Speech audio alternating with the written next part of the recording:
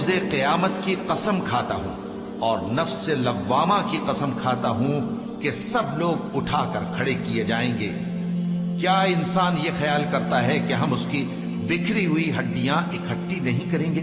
ضرور کریں گے، اور ہم اس بات پر قادر ہیں کہ اس کی پور پور درست کر دیں۔ مگر انسان چاہتا ہے کہ آئندہ بھی خود سری کرتا چلا جائے، پوچھتا ہے کہ قیامت کا دن کب ہوگا۔ سو جب آنکھیں چندھیا جائیں اور چاند گہنا جائے اور سورج اور چاند جمع کر دیے جائیں، اس دن انسان کہے گا کہ کہاں ہے بھاگنے کی جگہ؟ کہیں نہیں، کوئی جائے پناہ نہیں۔ اس روز تمہارے پروردگار ہی کے پاس تمہیں جا ٹھہرنا ہے۔ اس دن انسان کو جو عمل اس نے آگے بھیجے اور جو پیچھے چھوڑے ہوں گے سب بتا دیے جائیں گے۔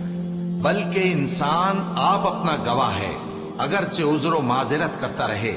اور اے پیغمبر صلی اللہ علیہ وآلہ وسلم، وحی کے پڑھنے کے لیے اپنی زبان کو تیز تیز حرکت نہ دیا کرو کہ اس کو جلد سیکھ لو۔ اس کا جمع کرنا اور پڑھانا ہمارے ذمے ہے۔ سو جب ہم اسے پڑھا کریں تو تم اس کو سنا کرو اور پھر اسی طرح پڑھا کرو۔ پھر اس کے معانی کا بیان بھی ہمارے ذمے ہے۔ مگر لوگو، تم دنیا کو دوست رکھتے ہو اور آخرت کو چھوڑے دیتے ہو۔ اس روز بعض چہرے رونق دار ہوں گے، اپنے پروردگار کی طرف نظر کیے ہوئے ہوں گے، اور بہت سے چہرے اس دن اداس ہوں گے، خیال کریں گے کہ ان کے ساتھ کمر توڑ معاملہ کیا جائے گا۔